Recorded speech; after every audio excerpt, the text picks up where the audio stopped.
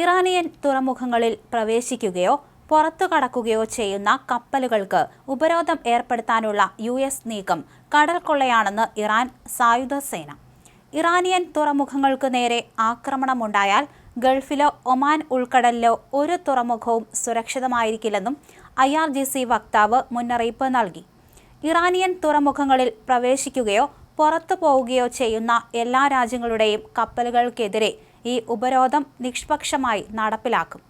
Hormuz കടലിടുക്ക് വഴിയുള്ള Iranian തുറമുഖങ്ങളിൽ നിന്നല്ലാത്ത കപ്പലുകളെ തടയില്ലെന്നും US സേന അറിയിച്ചിട്ടുണ്ട്. ഈ ഒരു നീക്കത്തെ നിയമവിരുദ്ധമെന്നും കടൽ കൊള്ളയെന്നുമാണ് ഇറാൻ സായുധ സേന വിശേഷിപ്പിച്ചിരിക്കുന്നത്. അതേസമയം ഹോർമൂസ് കടലിടുക്ക് ഉപരോധിക്കാനുള്ള US ഭീഷണി മറികടക്കാൻ ഇറാൻ സ്ഥിരം സംവിധാനം നടപ്പിലാക്കുമെന്നും IRGC വക്താവ് അറിയിക്കുകയും ചെയ്തു. ഇറാനുമായുള്ള സമാധാന ചർച്ചകൾ പരാജയപ്പെട്ടതിനെ തുടർന്ന് ഹോർമൂസ് കടലിടുക്കിലൂടെയുള്ള ഇറാന്റെ എണ്ണ വ്യാപാരം തടയാൻ കർശനമായ നാവിക ഉപരോധവുമായി അമേരിക്ക. തിങ്കളാഴ്ച രാവിലെ മുതൽ ഇറാനിയൻ തുറമുഖങ്ങളിലേക്കും തിരിച്ചുമുള്ള എല്ലാ കപ്പൽ ഗതാഗതവും തടയുമെന്ന് ഇന്നലെ US സെൻട്രൽ കമാൻഡ് അറിയിച്ചിരുന്നു.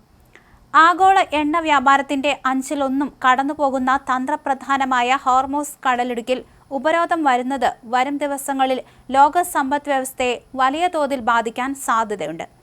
ഇറാന്റെ ആണവ മോഹങ്ങൾ അവസാനിപ്പിക്കാതെ വിട്ടുവീഴ്ചയ്ക്കില്ലെന്ന് പ്രഖ്യാപിച്ചുകൊണ്ടാണ് പ്രസിഡന്റ് ഡൊണാൾഡ് ട്രംപ് ഉപരോധത്തിന് ഉത്തരവിട്ടത്. ഇറാനിലേക്ക് പ്രവേശിക്കുന്നതോ പുറത്തു പോകുന്നതോ ആയ എല്ലാ കപ്പലുകളും തടയാൻ നാവികസേനയ്ക്ക് നിർദ്ദേശം നൽകി. അമേരിക്കയുടെ നടപടിക്ക് കടുത്ത പ്രത്യാഘാതം നേരിടേണ്ടി വരുമെന്ന് ഇറാൻ മുന്നറിയിപ്പ് നൽകി. പെട്രോൾ വില $4 പഴയ കാലം അമേരിക്കക്കാർക്ക് ഇനി സ്വപ്നം മാത്രമായിരിക്കുമെന്നും ഇറാന്റെ പാർലമെന്റ് സ്പീക്കർ മുഹമ്മദ് ബാഗർ പറഞ്ഞു. ഉപരോധ വാർത്ത പുറത്തു വന്നതോടെ ആഗോള വിപണിയിൽ എണ്ണവില കുതിച്ചുയർന്നു.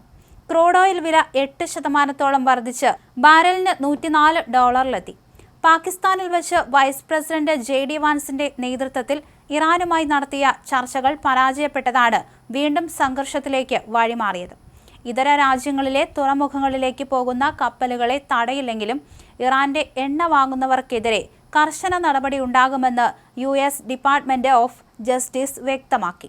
ഈ നീക്കത്തിന് NATO രാജ്യങ്ങൾ മടിയോടെയാണെങ്കിലും പിന്തുണ നൽകുമെന്ന് ട്രംപ് അവകാശപ്പെട്ടു. എന്നാൽ ബ്രിട്ടൻ ഈ ഉപരോധത്തിൽ പങ്കുചേരില്ലെന്ന് വ്യക്തമാക്കിയിട്ടുണ്ട്. USS Franklin Peterson, USS Michael Murphy എന്നീ 2 US ഡിസ്ട്രോയറുകൾ നിലവിൽ ഹോർമൂസ് കടലിടുക്കിൽ നിലയുറപ്പിച്ചിട്ടുണ്ട്. ട്രൂത്ത് സോഷ്യലിലൂടെ ട്രംപ് നടത്തിയ പ്രഖ്യാപനം മിഡിൽ ഈസ്റ്റിൽ മറ്റൊരു വൻ യുദ്ധത്തിന്റെ മണിമുഴക്കമായാണ് ലോകം കാണുന്നത്. അമേരിക്കയുടെ ഈ കടുത്ത നീക്കത്തിന് തൊട്ടു പിന്നാലെ വിപണിയിൽ എണ്ണവില കുതിച്ചുയരുകയാണ്. ക്രൂഡ് ഓയിൽ വില 8% വർദ്ധിച്ച് ബാരലിന് $104 എത്തിയത് വരും ദിവസങ്ങളിൽ ആഗോളതലത്തിൽ വലിയ സാമ്പത്തിക പ്രതിസന്ധിക്ക് തന്നെ കാരണമാകും.